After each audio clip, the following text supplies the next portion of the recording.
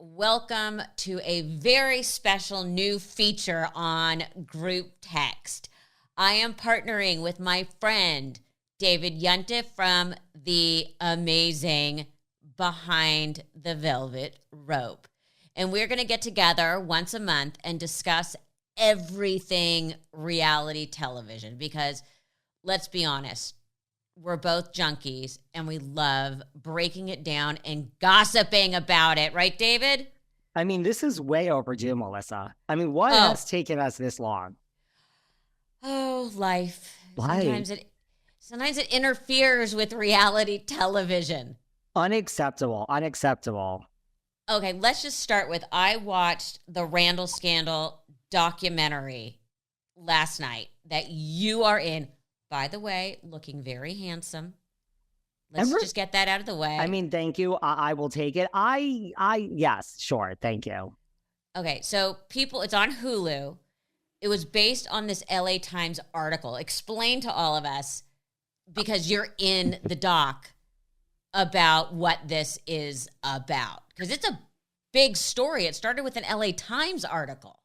You know, and even the LA Times said in the documentary, you know, like they were looking for one little thing. And then, you know, you start to discover, you know, Randall, like he's this huge, you know, movie producer, that there's unpaid bills. And then, you know, you start to get into like how he's treating assistants, which isn't really appropriate. You know, and then there's women and, you know, he has this past and he's in this relationship with Lala, and, you know, the same thing happened with his first wife. So it was just like I think when the LA Times really started looking into this, it wasn't supposed to be this huge scandal. It wasn't supposed to be the Randall scandal. It was supposed to be just a little story about like a movie producer gone wrong, but they found all of this.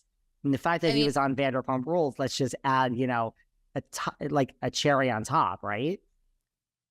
I agree. Here was my problem with it.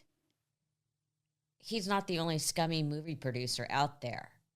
Like, I know people who have done far worse than what there is a very famous producer who was notorious for actually picking up his desk and hurling it across a room at assistants. So that's where it didn't lose me, because it's about a reality television personality. He's just like every other scummy producer. It's so funny you say that. So many of my friends, that was their exact reaction. They call me and they're like, this is what it is being an assistant. Like, that's the experience. Not to say it's okay, but like it is the experience of being an assistant in Hollywood, right? That yes. Finding the drugs, yes. The forcing them to put everything on their credit card was a little over the top, because usually the assistant has a copy of their credit card number, or a company card. Yeah. So that was shitty. And then not paying back was shitty, but that's where I'm just like, so what? I mean, it was interesting to me that the LA Times had done a story that it had reached that level. And this was pre-Scandoval scandal, or Scandoval, or whatever we're calling it now. And the other big revelation in it, which no one's talking about, was the experience of being on set with Bruce Willis before he was diagnosed and everybody knew something was wrong. Yeah, and I had known that just from being in this documentary, but I kind of found that to be that's where it's almost like I do feel they spent too much time on the assistant abuse, so to speak, as opposed to some of these other, because I mean, then that's a real thing, but I found the Bruce Willis stuff rather interesting too, especially like with the woman who was then turned into the waitress. I was like, wow, I didn't realize. I mean, I heard grumblings, but I didn't realize it was this bad. And a lot of the writer stuff is why the writers are on strike right now. Exactly. Which, again, it's a lot of what's going on now, sort of almost with a hindsight of what that was, also post-Scandoval. I just find it like that do not use, that thing where, you know, he wasn't paying the writers and they issued that do not use. And she said it's a really strict standard. I mean, I just wonder, like, is Randall working? Like, is anyone working with him now? I want to know, wonder. I want to know how he could afford to have so much space in a building that they get the outside billboard, the outside naming.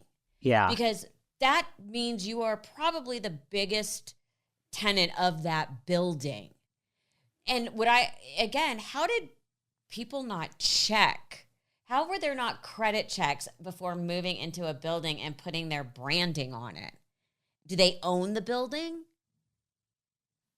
This is why you're a producer. I mean, that wouldn't have even, but it's a valid point, you know? And where's the partner? Where's the producing partner in all of this? That's my question. He's like tapped out, like no one's talking about him. I think that's because of the reality television component. And I never, until I was involved in this documentary, I never realized his films had this geezer teaser thing where, I mean, it's kind of a brilliant idea where you go in and get these huge action stars and then you still pay them $2 million so they win because it's still for 2 days of work. And I mean, his films, I believe, are huge overseas. I think that's how they made the majority of their money too. But okay, but let's transition though to talk about Vanderpump, because there is a lot going on. So I feel badly for Lala, but I don't have a ton of sympathy. She's too much of a Hollywood insider and knowledgeable to have not picked up on cues that things were not good. She had to see the assistants being abused. I think she has some culpability in that.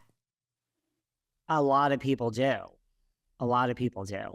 And, you know, a lot of people who have called me in the past 24 hours feel, you know, you stayed when the money, you know, when there was a car there and things were coming to you. And then when you saw the writing on the wall, I mean, granted, she did see the pictures in Tennessee and that's really why she left. But I mean, I guess one could argue that you also saw the world crashing down on this man.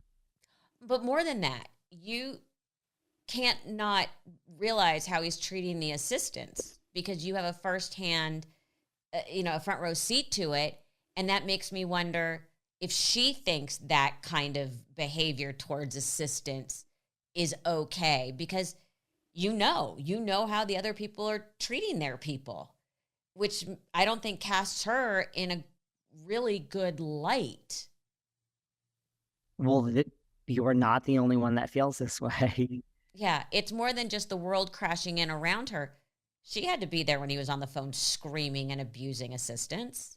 And even this season on Vanderpump Rules, when it's brought up, people have that reaction of like, it's convenient to talk. Well, I mean, there even was that scene where that one guy was talking and he gave that example of